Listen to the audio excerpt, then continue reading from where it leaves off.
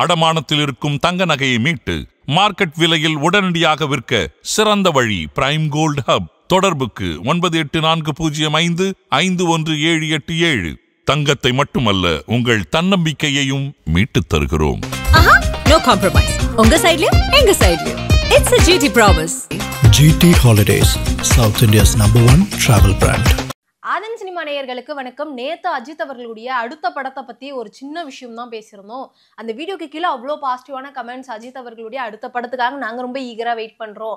அஜித் நிறைய இது போட்டது மட்டும் இல்லாம இந்த GBU படத்தை வேற நீக்கிட்டாங்க இல்லையா, அதுக்கும் அஜித் அவர்களுடைய ஃபேன்ஸ் எல்லாருமே வந்து அங்க குவிஞ்சி ஒரு மாதிரி வன்முறையுமே வந்து கையாண்டுருவாங்களோன்ற பயம் இருந்தது. மாறி மாறி திட்டிக்கலா செஞ்சாங்க. என்னடா இது வீடியோ தான், இது ஒரு விஷயம், மறுபடியும் படம் வந்துரும்னு நமக்கே தெரியும், இருந்தாலும் மாறி மாறி திட்டிக்கிறதெல்லாம் பார்க்கும்போது கொஞ்சம் பயமா இருந்தது. இல்ல ஜஸ்டிஸ் ஃபார் GBUலாம் போட்டிருந்தாங்க. இல்ல இப்போ வந்து மைத்ரி மூவிஸ் தரப்புல இருந்து அவங்க ஒரு இது பண்ணிருக்காங்க. என்ன அப்படின்னா, ஒரு படம் நாங்க வந்து அதான் நம்ம இதை பத்தி தெளிவா நிறைய விஷயங்கள் பேசியிருக்கோம். நிறைய பேர்த்திட்டு நம்ம கேட்டது என்னன்னா, அவங்க லேபிள்ல வாங்கிட்டாங்க. இப்போ என்னன்னா, இளையராஜா காலகட்டத்தில் வந்து பாத்தீங்கன்னா அவங்க பாடல்களை விற்பாங்கல்ல, ஒரு ஆடியோ கம்பெனிகிட்ட விற்பாங்க. இப்போ நிறைய கம்பெனிஸ் இருக்குல்ல, அந்த மாதிரி விற்பாங்க. அந்த மாதிரி வித்தவங்ககிட்ட இருந்தா நாங்க வாங்கியிருக்கோம். ஸோ எப்படி அதை நீக்க முடியும்? ஒன்ஸ் அது தியேட்டர்ல ரிலீஸே ஆயிடுச்சு, ஓடிடிலையும் ரிலீஸ் ஆயிடுச்சு, இதுக்கப்புறம் நீக்க சொல்லி எப்படி நீங்க வழக்கு கொடுக்கலாம் அப்படின்ற மாதிரி கேட்டிருக்காங்க. கோர்ட்டும் அவங்க சைட்ல இருந்து, இளையராஜா அவர்கள் சைட்ல இருந்து உங்கள்கிட்ட இருந்து விளக்கம் வேணும் எங்களுக்கு அப்படின்னு நேற்று அவங்களும் கோர்ட் சைட்ல இருந்துமே விளக்கம் கேட்டிருக்காங்க. இதெல்லாம் ஒரு பக்கம் இருந்தாலும் அந்த படம் நீக்கினது ஒரு மாதிரியான ஒரு வருத்தம் தான். நெட்ஃபிளிக்ஸ்லேயே சொல்லியிருக்காங்க, அந்த ஓடிடி தளத்திலே சொல்லியிருக்காங்க. என்னன்னா, சீக்கிரமா இதுக்கான தீர்வை பாருங்க, ஏன்னா நாங்க பெரிய தொகை கொடுத்து இந்த படத்தை நாங்க வாங்கியிருக்கோம். விடாமுயற்சியும் குட் பேட் அக்லியும் சேர்ந்து வாங்கினதே வந்து அஜித்தோட மார்க்கெட்டுக்காகவும் அதை நிறைய ப்ராஃபிட்டை பாக்குறதுக்காக. படம் நல்லா தானே போய்கிட்டு இருக்கு, ஆனா இதுக்கு இவ்வளவு பெரிய சிக்கல் வருதுல, அது நீங்களே சால்வ் பண்ணுங்க அப்படின்ட்டு அவங்ககிட்ட விட்டுட்டாங்க. அதுக்கான முயற்சி எல்லாம் ஈடுபட்டுக்கிட்டு இருக்காங்க. நீங்க சொன்னீங்க அஜித்தோட ரசிகர்கள், அதான் சொன்ன அஜித்தோட ரசிகர்கள் அவர் எதுவுமே பண்ணினாலும் கூட இருப்பாங்க, அவர் என்ன பண்ணாலும் பயங்கரமா கொண்டாடுவாங்க அப்படின்றதுக்கு பெரிய சாம்பிள் தான். ஏன்னா இப்போ இந்த விஜய் அவர்கள் எல்லா ஊருக்கும் சுற்றுப்பயணம் மேற்கொள்ளும் பொழுது கூட எல்லாருமே அஜித்தோட பேரை பயன்படுத்துறாங்க. இன்னொரு விஷயம், இந்த திருச்சியில பாத்தீங்கன்னா அஜித்தோட புகைப்படமோ இல்ல உருவப்படமோ எங்கேயுமே இருக்காது. விஜயகாந்த் நீங்க பாத்திருப்பீங்க, கல்லலாயோட போட்டோ கூட நீங்க பாத்திருப்பீங்க, ஆனா அஜித் அவர்களது இருக்காது. ஸோ இப்போ எல்லாருமே விஜயை கொண்டாடக்கூடிய இடமா தானே இருந்துகிட்டு இருக்கு. இன்னும் நிறைய பேர் டிபேட் எல்லாம் பேசுறது என்னன்னா, என்னங்க நீங்க விஜய்க்கு மட்டும்தான் கூட்டம் கூடுது நீங்க, அது ஒரு வகையில அது உண்மை. நம்ம விஜய் அவர்கள் அரசியலுக்கு போயிட்டாரு, அரசியல் சார்ந்து அவரோட பலத்தை நிரூபிக்கணும், அதுக்கான சேரக்கூடிய கூட்டம்ன்றது உண்மையான கூட்டம், அவருக்கான கூட்டம், அதுல மாற்று கருத்தே இல்லை. ஆனா எல்லாருமே சொல்றாங்களா அஜித் இறங்கினா ரஜினி இறங்கினா, நீங்க இதுல நீங்க எங்க வேணா கம்பேர் பண்ணுங்க, ஆனா எனக்கு தெரிஞ்சு மதுரையில அஜித் இறங்கினா என்ன நடக்கும்ன்றது ஒண்ணு இருக்குல்ல. ஏன்னா தமிழ்நாட்டுல அவர் எங்க போனாலும் அவருக்கு உண்டான வரவேற்பு பிரம்மாண்டமா இருக்குன்றதுல சந்தேகமே இல்லை. ஆனா மதுரை அப்படின்னு களம் இறங்கிட்டாருன்னா அவங்களேன், நிஜமா சொல்றேங்க, இது வரைக்கும் நம்ம அதிகமா கூட்டம் கூண்டது எதுல அப்படின்னா மாநாட்டுல. தமிழ்நாட்டு வரலாற்றிலேயே வந்து பாத்தீங்க அப்படின்னா நிறைய இடங்கள் இருக்கலாம். மெயினா எதை சொல்லுவாங்கன்னா, கேப்டன் அவர்கள் போட்ட மாநாடு 26 லட்சமோ 27 லட்சமோ, அந்த ரெக்கார்டை ஒருத்தரால பிரேக் பண்ண முடியும்னா அது அஜித் குமாரால மட்டும்தான் முடியும். ஆனா அந்த மனுஷன் பண்ண மாட்டார். எல்லாருக்குமே தெரிஞ்ச ஒரு விஷயம் தான். இது உடைக்குண்டா, அந்த ரெக்கார்டை பீட் பண்ணுண்டா, ஏகேவை கூப்பிடுங்க, அஜித் குமாரால மட்டும்தான் முடியும்ன்றது அஜித்குமாருக்கும் தெரியும், எல்லாருக்குமே தெரியும். இன்னமும் சொல்லிட்டா, இப்ப முன்னணியில இருக்கக்கூடிய நடிகர்களா இருக்கட்டும், அதுக்கப்புறம் அரசியல் கட்சி தலைவர்களா இருக்கட்டும், அவங்களே ஒத்துப்பாங்க, அவங்களுக்கு சேராத கூட்டம் அஜித்துக்கு சேரும். அது மதுரையில போட்டாருன்னா திகச்சிரும் அப்படின்னு தான் நம்ம சொல்லணும். அவரோட படத்துக்கு வந்துடும். ஏன்னா இப்ப இதெல்லாம் நம்ம கேள்விப்படுறதுனால சொல்றோம். ஏன்னா விஜயை வந்து எந்தெந்த ஊருக்கு போனாலுமே கூட அங்க வந்து ரஜினியோட கம்பேர் பண்ணுவாங்க, அஜித் அவர்களோட கம்பேர் பண்ணுவாங்க, எல்லாரோடையும் கம்பேர் பண்றது வழக்கம் தான். ஆனா இவர் பேரை வேண்டாம், ஏன்னா இவர் பேர் அப்படி ஒரு சம்பவம் நடந்துச்சுன்னா அது வரலாற்றுல பதியும் அப்படின்றல மாற்று கருத்தே இல்லை. படத்தோட ஷூட்டிங் GBU தாண்டி என்ன பண்றாரு, படம் டிராப்பா, ப்ரொடியூசர் கிடைக்கல, சம்பளத்தை உயர்த்திட்டாரு, என்ன நடக்குது ஏது நடக்குதுன்னாலும் ஆதிக் தெளிவா இருக்காரு. இந்த படம் நடக்கும், படம் கதை சூப்பரா வந்திருக்கு, அதை மக்களுக்கு எல்லா ஆடியன்ஸுக்கும் பிடிக்கும். GBU வெளிவரும் பொழுது இதை வந்து ஃபேன்ஸ் மட்டும் தான் கொண்டாடுறாங்க. தமிழ்நாட்டுல கிங் அவர் தான் தெரியல. இப்ப 2025 முதல் இடத்துல இருக்கிறது குட் பேட் அக்லி தான்.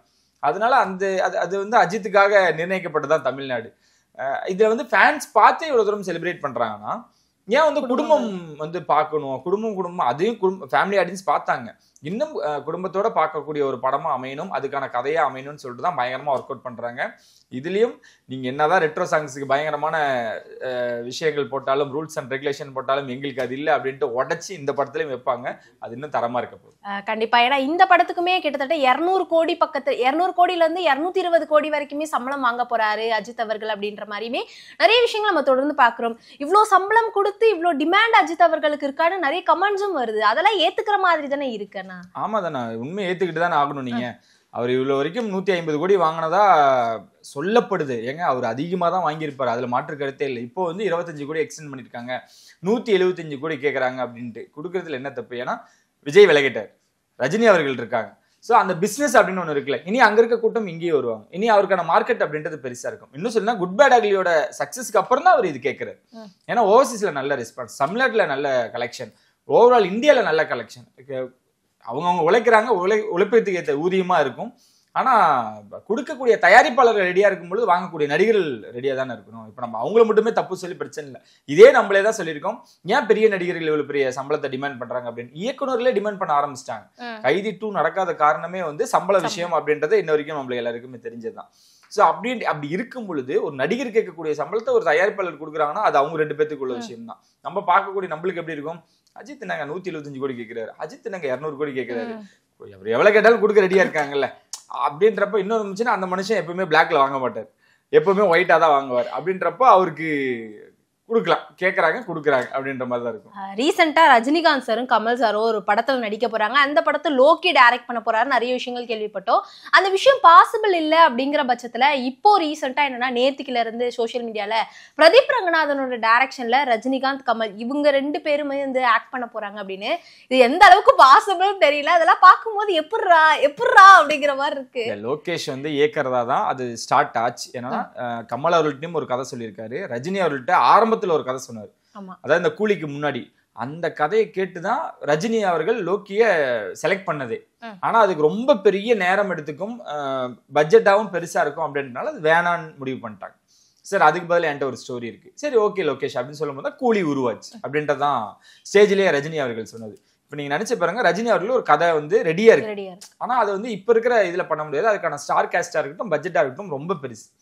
அந்த பக்கம் பார்த்தோம் அப்படின்னா நெல்சன் ஜெயிலர் 2 சூப்பரா வந்துகிட்டு இருக்கா. நேற்று கேரளா போகும்பொழுது கூட ரஜினி அவர்கள் ஜெயிலர் படம்னா ஏன் இவ்வளவு மகிழ்ச்சியா இருக்கிறாருன்னு தெரியல, அவ்வளவு உற்சாகமா கிளம்பி போய்கிட்டு இருக்காரு. கமல் அவர்களுக்கும் லோகேஷ் ஒரு ஸ்டோரி சொல்லியிருக்காங்க. இப்போ கமல் அவர்கள்ட்ட சொன்ன ஸ்டோரியா, ஏன்னா விக்ரம் 2 அங்க இன்னும் பேலன்ஸ் இருக்குல்ல, அங்க என்ன ஸ்டோரி சொல்லியிருக்காரு, ரஜினிட்ட சொன்ன முதல் கதையா எதை பண்ண போறாரு அப்படின்னு எதிர்பார்ப்பு இருக்கும் பொழுது எல்லாருமே லோகேஷ் வந்து கூலியோட விமர்சனத்துல வந்து கொஞ்சம் சாட்டிஸ்ஃபைட் இல்ல ரஜினி தரப்புல, அதனால நெல்சன்கிட்ட போலாமான்னு பாத்துக்கிட்டு இருக்காங்க. ஏன்னா அவரு தான் உற்சாகமா போயிட்டு இருக்காரு, படமும் நல்லா வந்துட்டு இருக்கு. இது வரைக்கும் பார்ட் 2க்கு நோ சொன்ன ரஜினி அவர்கள் இந்த படத்துக்கு பண்ணலாம், ஏன்னா ஒரு எந்திரன் மட்டும்தான் அது சொல்லியிருந்தாரு, இதுல நம்ம ட்ரை பண்ணலாம், நல்லா இருக்கு ஸ்டோரி லைன் அப்படின்னு சொல்லி ஓகே சொன்ன நெல்சனுக்கு ஓகே சொன்ன ரஜினி அவர்கள் இதையும் பண்ணலாம், நெல்சனுக்கு நீங்க போங்களேன் அப்படின்ற மாதிரி பேசினதா தகவல் வருது. நேற்று நைட்ல இருந்து நம்ம பசங்களுக்கு என்ன ஆச்சுன்னு தெரியல, நம்ம பசங்க சும்மாவே இருக்கிறது இல்லை, எதையாவது ஒண்ணு போடுவாங்கல்ல கிளிக் ஆகும்ல.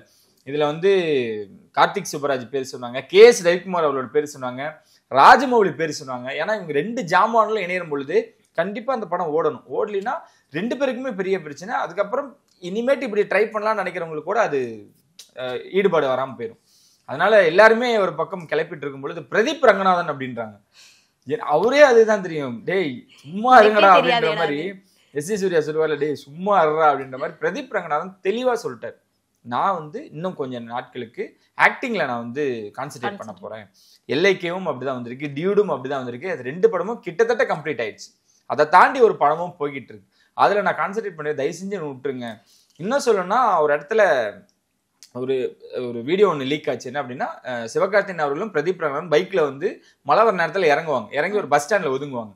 அது என்னதான்டா படம், எதுல தான்டா அப்படி நடந்திருக்கு, அந்த காம்போ வந்து இருக்கா, எஸ்கே வந்து எங்க கேமியோ பண்ணியிருக்காரு, அது என்ன படம்ன்றது தெரியாம எல்லாம் விழிப்பதிங்க இருந்துட்டு இருக்கும் பொழுது பிரதீப் வந்து இயக்க போறாருன்றாங்க.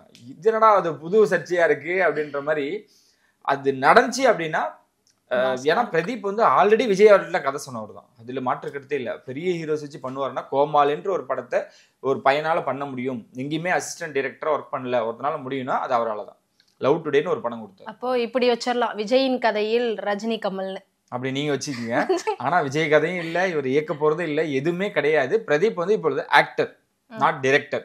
இன்னும் சில நாட்களுக்கு அந்த ஏன்னா அவரே சொல்லியிருப்பாரு, எனக்கு நிறைய பெரிய பெரிய ஹீரோஸோட வாய்ப்புகள் வந்துச்சு, நான் அதுக்கான டைம் என்னால எடுத்துக்க முடியாது அப்படின்னு அவர் தெளிவா இருக்காரு. அவர் ஒரு கூட்டம் வச்சிருப்பாருல, அந்த அசிஸ்டன்ட் டைரக்டர்ஸ் அந்த கூட்டத்தையே இப்போ கலைச்சு அவர் ஆக்டரா தான் டிராவல் பண்ணிட்டு இருக்காரு. கொஞ்ச நாளைக்கு அவர் கதாநாயகன் தான், நாட் இயக்குனர் அப்படின்றதுல தெளிவா இருக்காங்க. இன்னும் இந்த எல்ஐகேவும் இந்த பிரச்சனையுமே முடியலைங்க. இது எது வரப்போகுது அப்படின்னு டியூட்ல பாருங்க, 2வது சிங்கிளுக்கு அவரு ஒரு ப்ரொமோஷன் கொடுத்துருக்காரு. ஏதாவது ஒண்ணு தள்ளி போங்க அப்படின்னு தான் முக்கால்வாசி எல்ஐகே தள்ளி போக வாய்ப்புகள் இருக்கு. மீண்டும் சத்திய சோதனை அப்படின்னு தான் உங்களுக்கு சொல்லணும். ஆல்ரெடி ஒரு டேட் பிக்ஸ் பண்ணாங்க, அதுவும் தள்ளி போயிடுச்சு. இப்ப இதுவும் தள்ளி போகுது அப்படின்ற பட்சத்துல எங்க வரப்போகுதுன்னு தெரியல. ஒருவேளை பொங்கல் ரேஸ்ல கூட கலந்துக்கலாம். தீபாவளியும் பிரதீப், பொங்கலும் பிரதீப்னா அண்ணன் வரார் வழிவிடுன்ற மாதிரி அங்க ஆல்ரெடி தளபதியும் எஸ்கேவும் இருக்காங்க. கேப்ல வரும், பொங்கலுக்கு வராது, வந்தா அப்படின்ற மாதிரி நம்ம நினைச்சுக்க வேண்டியது.